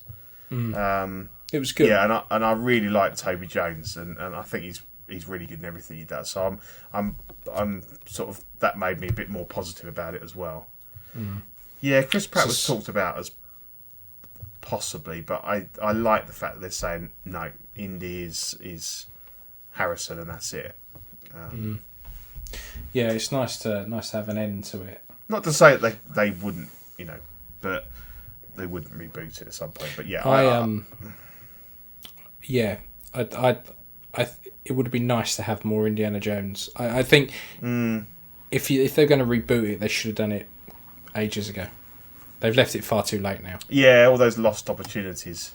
It was a big enough gap to the Crystal Skull. I think it's a shame that Spielberg's not doing this. I know he's involved as a producer, but obviously it's the first one that he isn't directing. John Williams is scoring it, which is good, because obviously he didn't do the last couple of Star Wars, did he? He did Force Awakens. I'm not sure. Or did he? There was one of the franchises that he dropped out of. Jurassic Park, possibly. I know it was. I have to look it up, but there was one where he'd done all of them and he didn't do the last one. But it's good to see that he's doing this one, because I do love John Williams, and for me, his score's amazing. He's like a good 50% of what I love about Star Wars and those films. The soundtracks are amazing. Money talks. A reboot is definitely coming. Yeah, maybe if they left it 10 years or until Harrison pops his clogs, they could. But I think while he's still around, I don't think they will. Disney's got enough other franchises to keep themselves minted for now. So I forgot to add it. I forgot to add it to the show sheet, but I was going to say to you, I signed up for BritBox. You did tell me, yeah, for the Doctor Who. Yeah, so it was a month's free trial, then like $2.99 a month after that for 3 months. So I thought I'll give it a whirl because of it's fucking less than the cost of a sandwich. And I for years thought it was going to be crap. Like I've always said, BritBox, what's the fucking point? It's all the stuff that's on ITV and BBC. Yeah, I kind of thought, all this stuff you used to give us for free, now you're charging us for it. Yeah. Couldn't be further from the truth. There is so much stuff on there, but it's all British. So you've got like Wurzel Gummidge on there. You've got Ain't Our Fault Mum, Only Fools and Horses. I'm currently working my way through One Foot in the Grave. Okay, I used to love that. It's absolutely fantastic. And the thing is, when I was a kid and watched it, I used to think, fucking hell, like he's a bit grumpy. And now you think, now I'm watching like me. I said to my missus, I'm watching it as a full grown adult now, going, I agree with everything he's saying. And I think he's completely reasonable. Exactly, But the Doctor Who's are good. You've got all 25 series of the original series. So how are you watching it? Are you starting from the beginning, or are you just? I've started with Sylvester McCoy, which was the Doctor I watched when I was a kid. They started in '85, a year before I was born. And then I remember watching those because they were the repeats that were on the most when I was a kid. Right. So I've started watching those with like Ace and Bonnie Crawford, Langford. So I started watching those, but I will go all the way back to the start and watch them again. I was amazed at how much I liked it, really. And Spitting Image, the new series of Spitting Image, the only way you can watch it is on there. Yes, because absolutely brutal that program. Yeah, I did a free trial of it to watch the Spitting Image. And watching the old ones is really nostalgic as well, because I used to watch it as a kid and I didn't get all the political stuff. I just found it like truly creepy. Actually, it's got a real there's a real creepy element to the Spitting Image. Oh, the puppets are horrifying. They are. But they're really well done. Like the Margaret Thatcher, she's terrifying. But yeah, I think they're funny, and obviously a lot of it is the politics stuff is dated, but all the you've got all the movie stars and everything in there. But I mean, I'm a massive classic Doctor Who fan. I did own them all on DVD, but I sold them off because they took up too much space. And I'm thinking, when am I ever actually going to sit and watch them all? I've watched quite a few with my boy. I watched some, obviously all the recent stuff, and some of the Tom Baker, because he really loves the Daleks. So I'm just cherry picking like the best Dalek episodes and stuff. And so I've always loved classic Who. And I mean, how much is it normally? Is it $5.99 or something like that? $5.99, I think. Which, to be fair, I probably wouldn't mind paying with some of the stuff that's on there. No, The problem is it's all quite new at the moment, so I'm caning it. It'll be within a month, 2 months time. Am I still going to keep going back? Which is exactly what we said about Disney Plus, wasn't it? Really? Yeah. We picked it up for the Mando season 2, and we watched all the the Star Wars movies. The only downside is that they've got an app on the Apple Store. They've got an app for the Kindle Fire. They don't have an Android app for the Android TVs, so I can't get it on my TV downstairs. Oh. So I have to put it on my iPad and stream it to my telly. That's a bit weird. Shit, I don't know why this day and age, if you're going to release a streaming platform, you don't have an app for every major... Every TV runs on an Android platform. Yeah. Because so if it's built into your telly... Apple never made their own TV. They just carried on with the box, and that's a bit... Yeah. What about an Xbox or PlayStation 4 or 5? No, searched. It's not on any of those stores. Not on there either. Because that's weird, because my TV I can't get Disney Plus on because it's slightly too old. If your TV's more than 5 years old or something, it can't do it. But then I can get it on the Xbox. So there's ways around it normally. But how's the interface on it? Is it easy enough to find stuff? And fine, absolutely fine. Like it's quite easy to use. There's a couple of bits, just really odd bits. So if I'm watching on my iPad, normally the play and pause is in the middle of the screen, and you get the fast forward like 5 and 10 second bits. For some reason on this, they keep the fast forward 5 and 10 seconds, but they take away the pause and the play and pause button from the middle and stick it down the bottom. Weird things like that, but it just takes a bit getting used to, doesn't it, when it's different. And it's like, is it it's BBC, ITV, Channel 4? It's all Film 4. So you got Film 4, a load of films on there, a load of theatre productions are on there. Okay. There's loads. There's absolutely stacks of it. So it's well worth it for anyone in the UK like enough content there. Like I said, at the moment, a month's free trial plus $2.99 after. You might as well give it a whirl. So as far as I know, this Back to Indies, I think it's due out July next year, isn't it? 2022. So that's I'm really looking forward to it. I am. Yeah. What we should do, because by that time, everyone should be double jabbed up, things should be open. We should book and go watch it. Oh yeah, definitely. Yeah, I'll be up for that. Yeah. Yeah, definitely. Cool. Definitely. Yeah. So let's get into perhaps my favourite part of the show. Shenanigans! What? Shenanigans. Does that go after or before Custom Corner nowadays? Before. It's always before. Custom Corner is last, I believe. I'll come back to it. It's always shenanigans first. Yeah.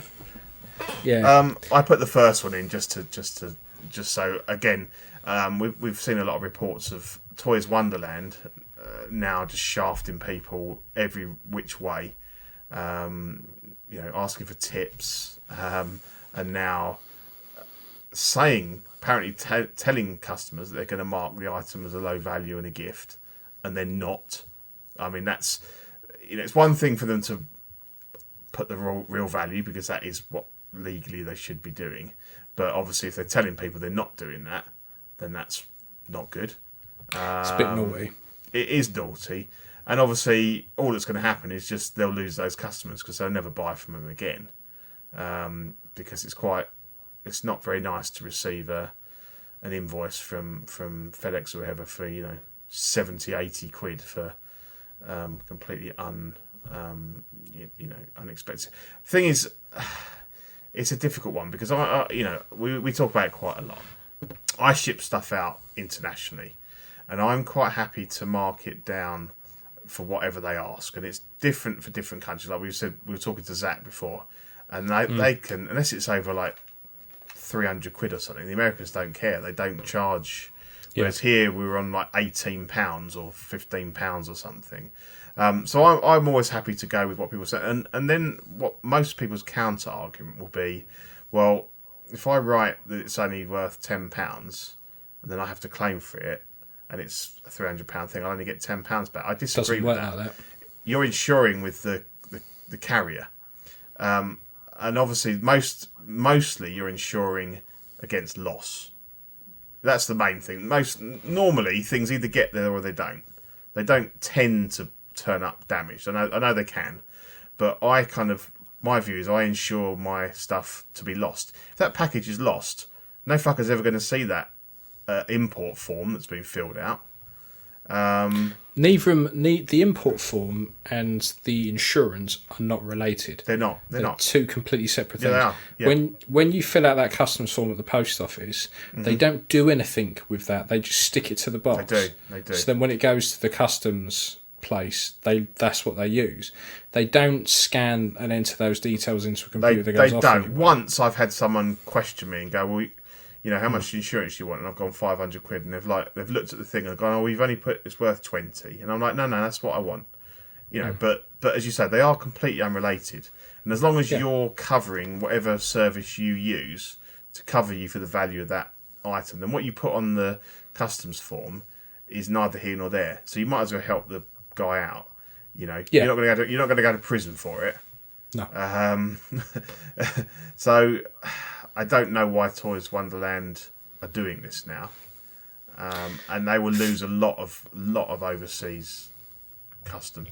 For me, it's the customer service thing with them again. It's I've been quite honest about this, and I've said hundreds of times, like, can't get the ump when people abide by the law. If you hate the fact that Starbucks and big corporations don't pay tax on your figures, right? There's no difference. No. But what I do find in this now, so far, this is the one report of them saying that they've said one thing and done another. If it is true what the guy's saying, that they did tell him, then that's just another case of bullshit customer service again. And again, it may have been a mistake. It may have been they thought they marked it down. But what typically happens is they are very, from what I understand, what lots of people have said and what we've seen in the past, they're very unresponsive about anything until someone brings it up on certain groups, and then it's we're really sorry, it was a mistake, and here's something can go away now. But there's something very wrong if they're kind of like sealing the deal on that person placing their order by telling them that they'll mark it as low value. Don't worry, you're not going to get customs, and then they do it. And then if this becomes more of a wider problem with companies having to mark full value when they ship from Hong Kong, then that whole Hong Kong reseller side of things will just disappear. It will. Because there is no point. If you look at IG, right? So granted, I've had to wait a fucking eternity, but my IG that will turn up next week will cost about $250. I was talking to someone the other day because I was getting impatient. I thought, well, maybe I can just buy one and then get my money back and just put a bit towards it. It was like 320 odd quid plus postage, I think. And if you added fees and VAT on top of that, you're well over 400 quid, aren't you? Well, that was all in. That was within the UK. That was someone who bought it from Hong Kong. Oh, okay. Yeah. But then if you then went to HK seller, it was about the same kind of price. Hitting at that 320 odd mark. So you kind of go, if you're then paying your 300, 320 and then getting the tax on top of that, that's a massive increase. It is.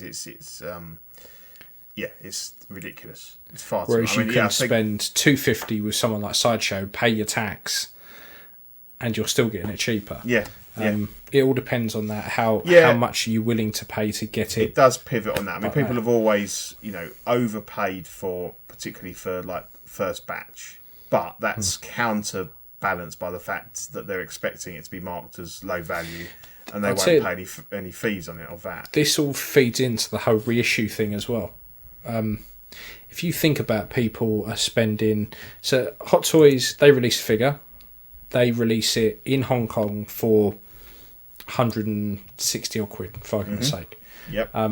By the time some man has paid 5, 6, 7, 8 old women to queue up with their little ticket, like we've all seen the photos, them to buy it.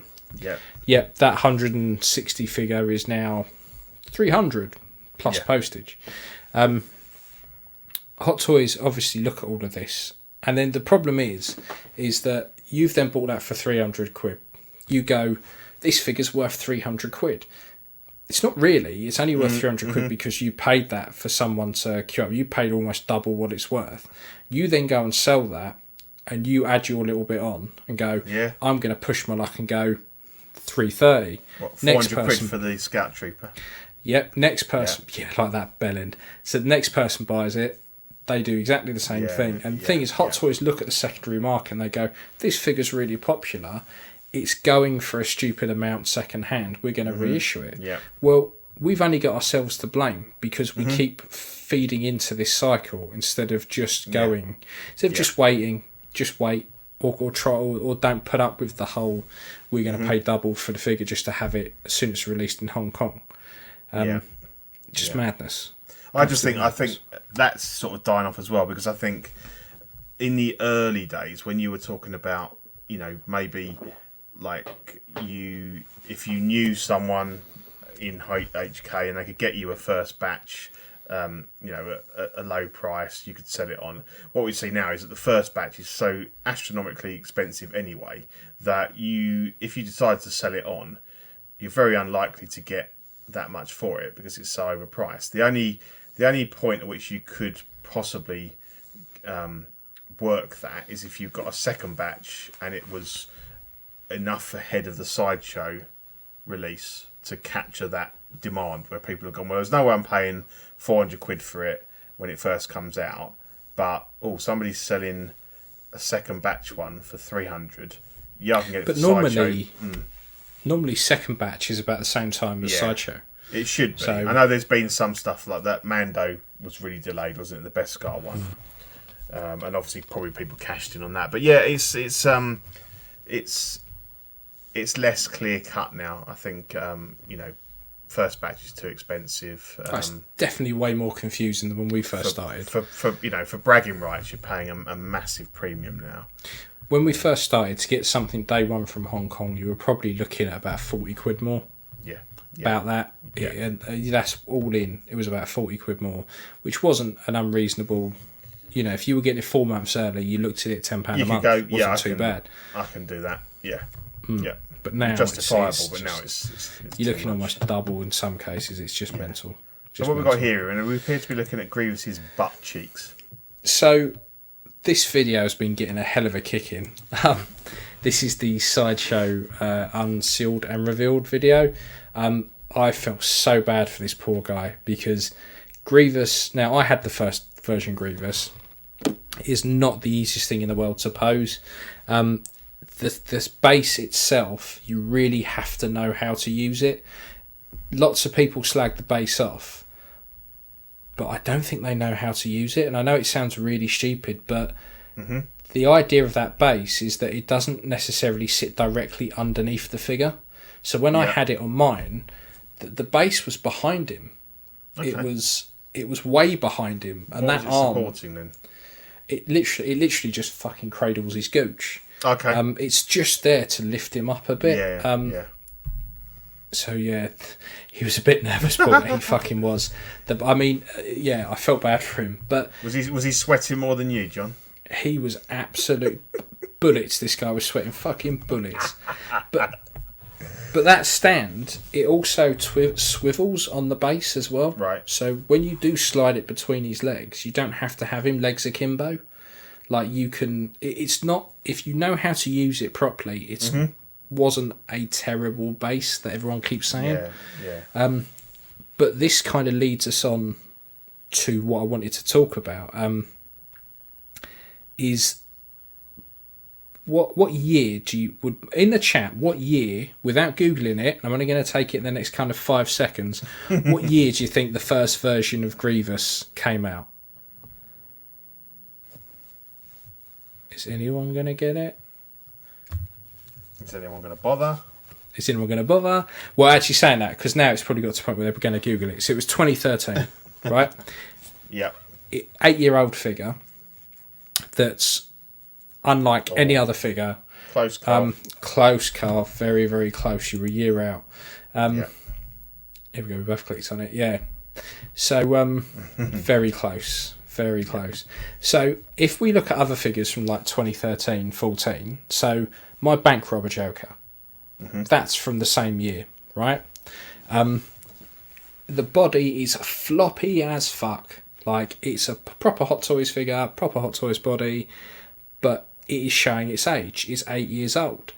I don't quite understand. Lately, people are taking Grievous and going, it's floppy as fuck, it's shit, it's this, that, the other.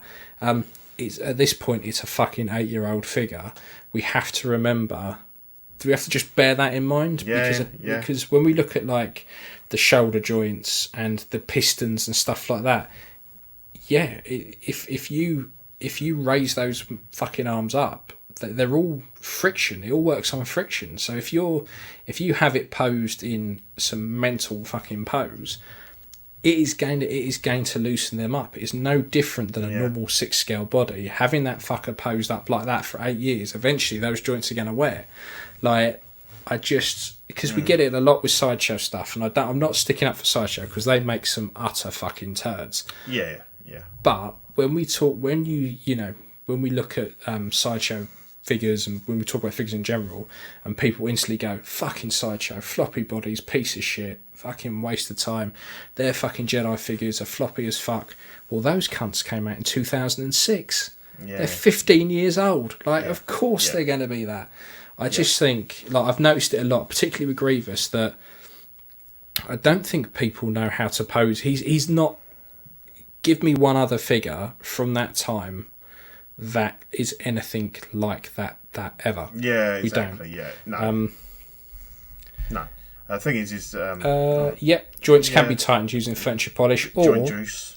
The joint juice from Collecting Weekly. If you give Zach a shout, I don't know if he's got some bottles left. I don't think he's mixing that up anymore. I don't think he's cooking anymore.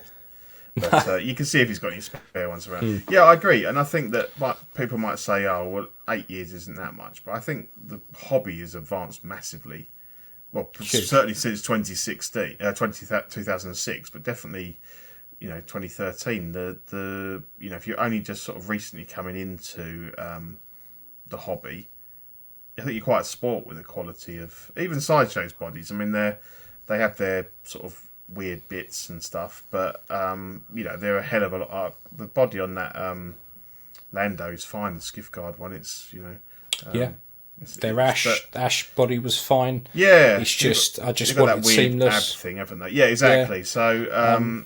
I mean, Sideshow still have issues with nailing human portraits. Yeah.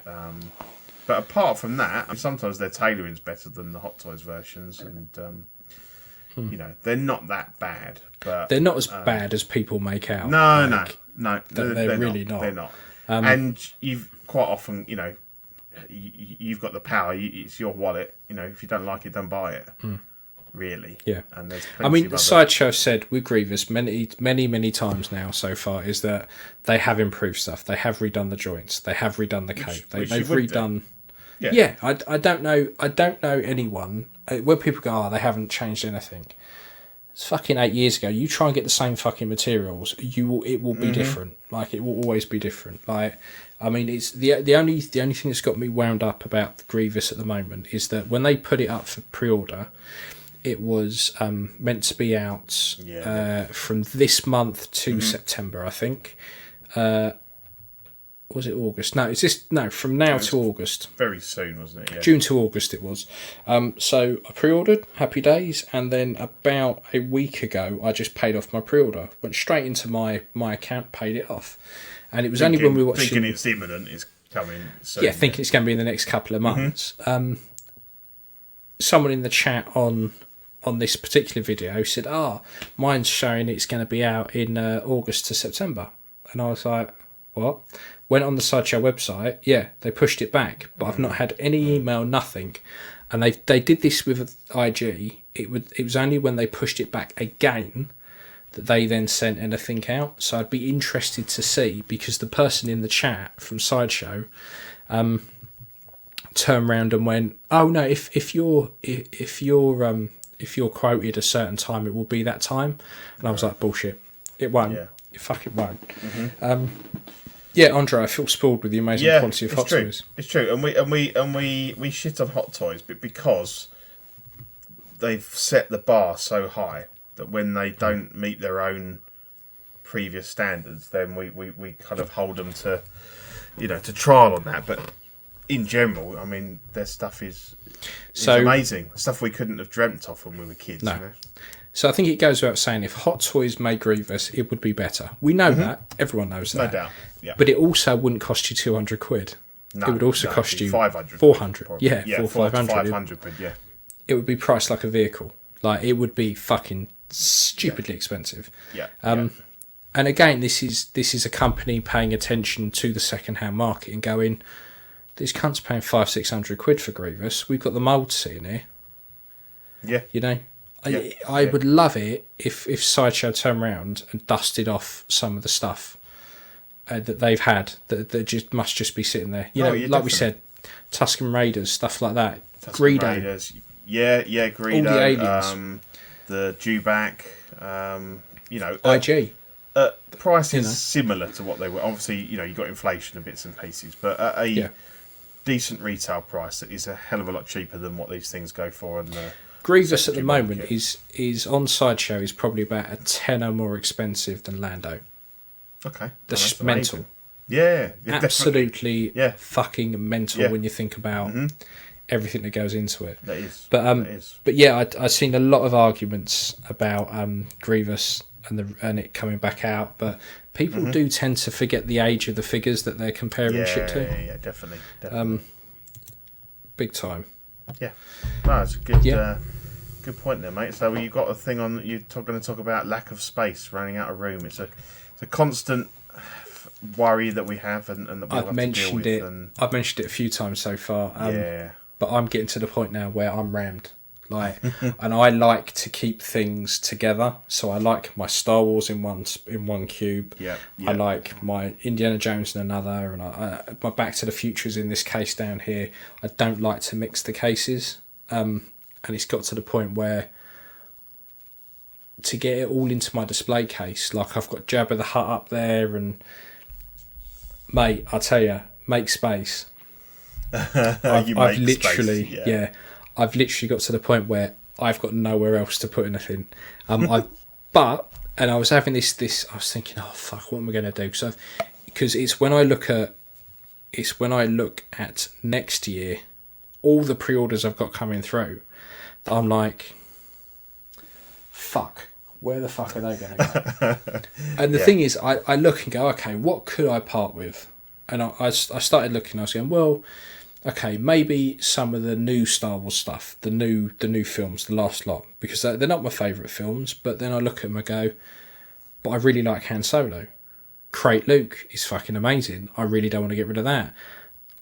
Leia, well, it's Leia. You can't. If you've got the other two, you've kind of got to have that one. They're good figures. The films might not be great, but the figures are really good. Yeah, exactly. And I kind of look at stuff and I go, okay, my young Han Solo doesn't quite fit in with anything, but it's a great figure. Yeah, it is. Yeah. So I'm getting a bit kind of like, fuck. And then Grievous, where the fuck's that cunt gonna go? Like, he's massive. Yeah, he needs some room. Yeah. So I'm like, shit. And then all of a sudden, my missus texts me this picture of this display case, and I was like, oh, I saw that. Yeah, you sent that. Yeah. Yeah. And she goes, oh, my mate's mum and dad are getting rid of this. Do you want it? And I was like, yes. Before she even finished typing, I just put yes, please. Yeah. It's like, yep. And she was like, but where the fuck are you going to put it? I was like, spare room. And she hates the spare room, because that's like my work office, and when I'm snoring I sleep in there. Yeah. It ends up, and it's got my printers in there, and it's turned into another little fucking Ian room. And I've got a guitar hanging up, and she hates the guitar. So she's like, if you take that fucker off the wall, you can have it in there. I was like, get that fucker down. Get it down. Burn it. Because then I can just have all Star Wars in here, and everything that's not Star Wars can just go in there. It was like a godsend. Wow. But I was really, because I don't have the biggest space for all this stuff, and I've got the stuff I'm working on, plus my display, plus this streaming setup that I fold out every fortnight.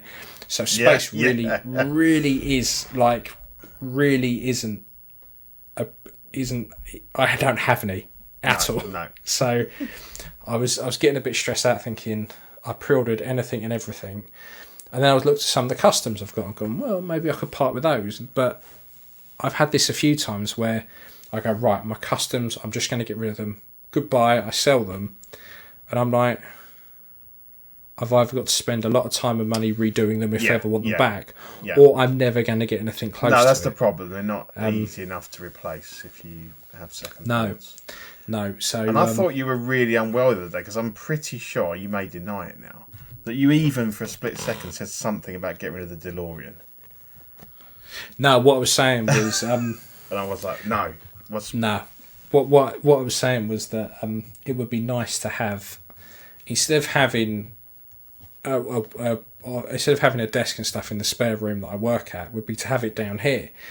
But the only way I can have it down here is if I either get rid of the DeLorean or move the DeLorean upstairs. Right, okay. So it's never a fact that you would get rid of it. It was just... No. It don't get me wrong. If someone knocked at the door tomorrow and went, we've got to take your house off you unless you sell something. That's the clear. That's the clear money maker. Exactly. That's the thing that's gonna get me out of trouble. Yeah, but I wouldn't pick to do it. No.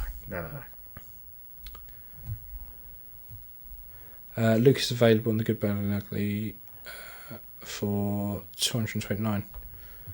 Which one's that? Crate Luke or... No, it's a no speed outfit. Are you looking to sell on your pre-order, Andre? Is that what he's got here? I've got that. Oh, okay. I didn't see that top bit. See, I've ordered mine with Sideshow. Otherwise, I probably would have jumped on I've got mine in with 1/6 kit. I never had a Hot Toys from them, so... Yeah, should be alright. Yeah. Should be alright. But yeah, so luckily I've dodged that particular space bullet. Space bullets? Well, yeah, I guess space bullet. Yeah, it just sounded like I was saying it wrong. So I've dodged that particular one. Yeah. But whether or not this case comes to fruition, you got to find some way of getting that in a vehicle now, have you? Yeah. And the problem is I don't work for builders anymore, so I can't nick a van. No, and it's I'm going to have to... It's a big bugger. It's not going in a car, is it? Yeah, it's bigger than... It's not like someone's chucking me over a detoff. No. It's one of the bigger double...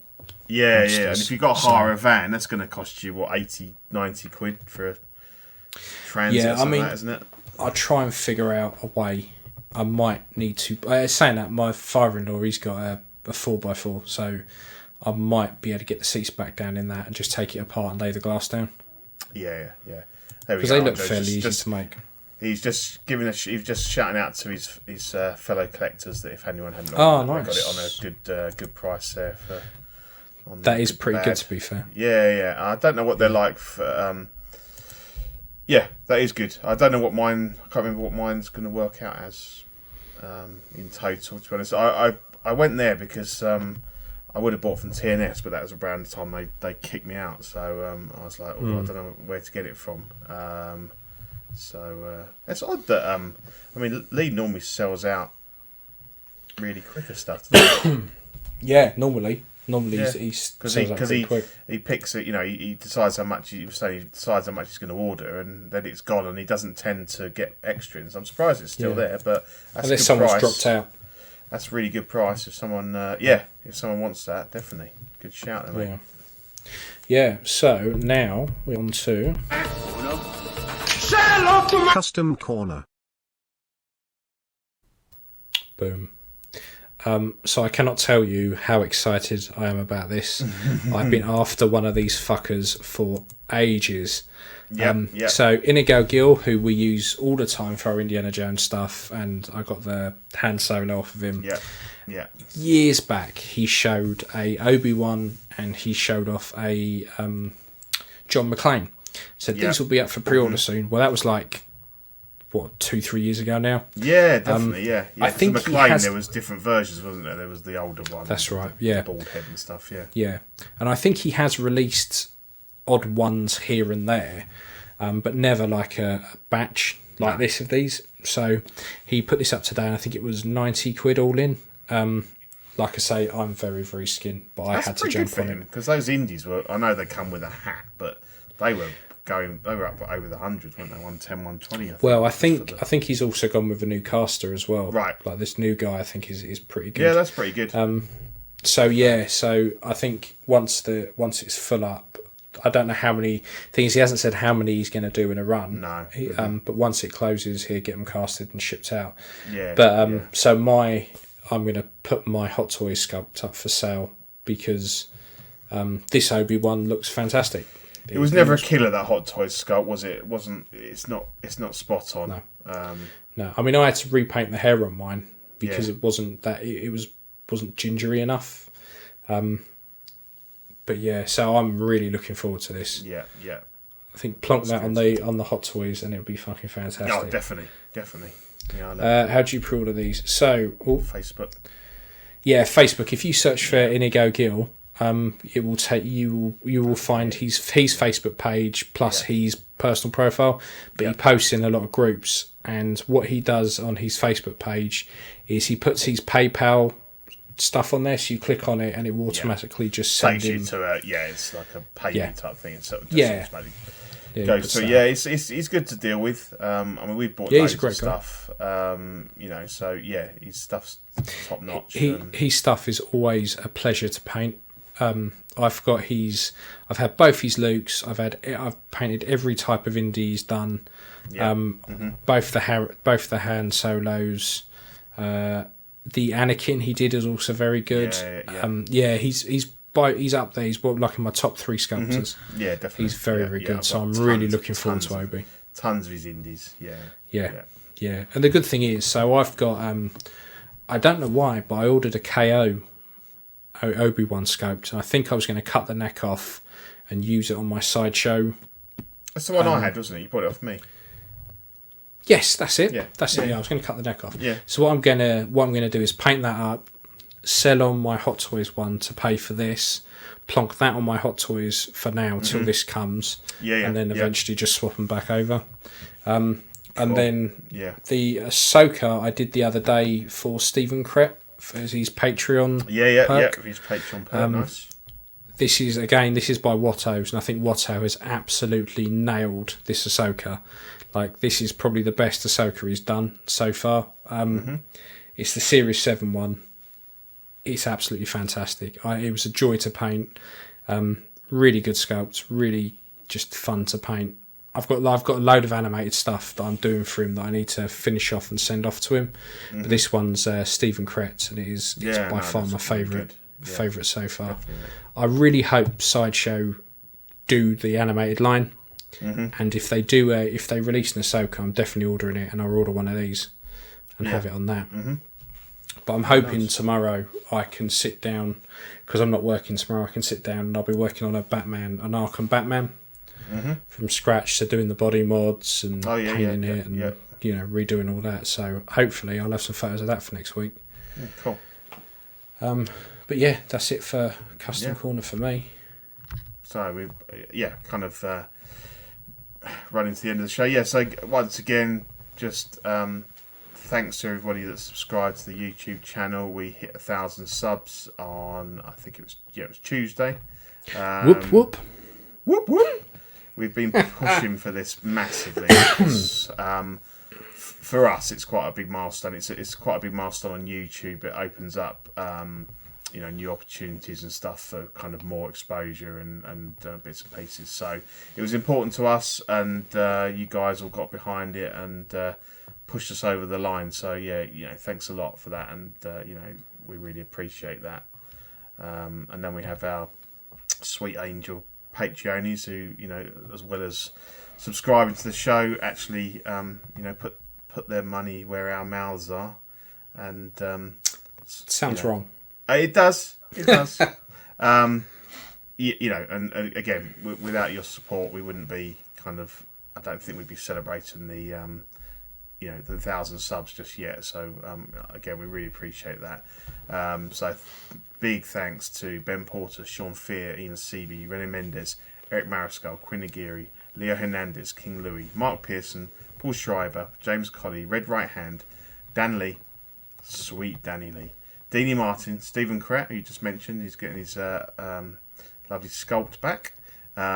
Big Fern, King Zachary, Susan Marroquin, Mike Cruz, Lisa Martin Bermondsky, Rick De Gregorio, Alvin Jules, The Everyday Collector. Whoop, whoop. Our newest Patreon, I believe, Ricardo Valdez. Welcome. Thank you very much. Bowler Boy, Jimmy James, Mario Cortez, Stephen Purchase, Sean Yahtzee, Scott Bradley, Stephen Maria Stanley, Jesse Contreras, Lord Voldemort, Eddie Manzanares, Joe Corpus, and Mr. and Mrs. JB. Thank you all very much. It's great to see that, like, a lot of you guys, you know, you tune into the shows, you contribute so much in the comments. You kind of, like, you know, if we don't know a fact, you kind of chip in, and it, you know, it helps us to kind of drive the conversation on. And also, you know, it's almost like having a third person. Yeah, exactly. And it's also great to see that so many of these names are now, like, part of the network and doing their own shows and everything. So yeah, it's great. It's brilliant, you know. So yeah, if you want to get involved with that, if you're not currently on the Patreon, you've got the Sweet Angel tier. So you get $5 a month. Is includes a sticker. It's normally two stickers a month, and then you get access to Ox After Dark replays. So if you can't catch it live, you get access to that to watch that whenever you want. Certified Crispy, $15 a month. The includes an official Certified Crispy certificate. Assistance with figure fixes by Zach. Message him first to see, you know, he's not a miracle worker, but he might be able to help you out. And all the benefits of the previous tier. And then the What a Guy. Folks in this tier get a signed collecting weekly live 18x24 silhouette poster on first pledge. Doubles all the stickers we send, so you can gift them to your beloved friends and families. And as we were talking earlier, once you subscribe for 3 months, then Ian will paint a head sculpt. Mostly 1/6, but I suppose you could turn your hand to a 1/12 now you've had a bit of practice. Yeah, 1/12 statue head, whatever. Obviously, you supply the head sculpt, and you're responsible for the postage to and from, but the paint sculpt will be free of charge from our man Ian here. So the July Patreon benefits, you'll be getting the Clips sticker. If you haven't checked it out, Clips is on Instagram, and that's run by our boy Eddie, and it's hilarious. It's all the best goofs and gaffs and funny moments from all the CW network shows. You want to check it out. There's some funny stuff on there, good stuff. And then I believe this is a blast from the past. It's something that was designed by Manny. Was it many years ago? I think so. Yeah. The dawn of CW. So you've got Manny, Rayner, Zach, and Dean there as a Mount Rushmore, which they call Mount Collectmore. So you'd get that. You get that as a magnet if you sign up for Patreon in July.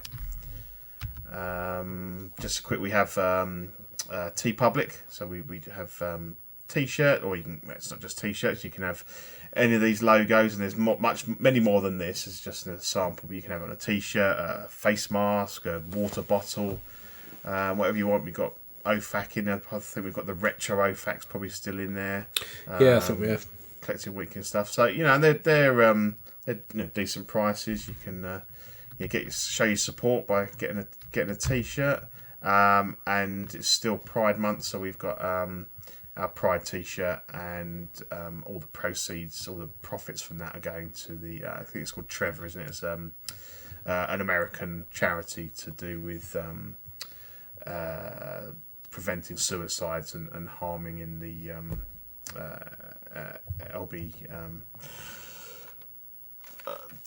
LBT. Go on. Is it LGBTQ? LGBTQ. Yeah, the Q on the end now. Yeah. Sorry, that's the one, guys. Yeah. So yeah, we like to kind of try and support. I was such an arsehole, then I was like, "Go on, Peter. Go on." Yeah. LGBTQ. Yeah. And there may be a plus on the end, but we love you all, and we love everybody, and we just like to do a little bit. It might not be millions of pounds, but it's a little bit to help people that might be struggling with stuff. So yeah, I'll as always, leave you to take us through the rest of the network here. Yeah, so this is it. This is the network. So we've got Small Talk, which are all the Diddy figures, the little Diddy men.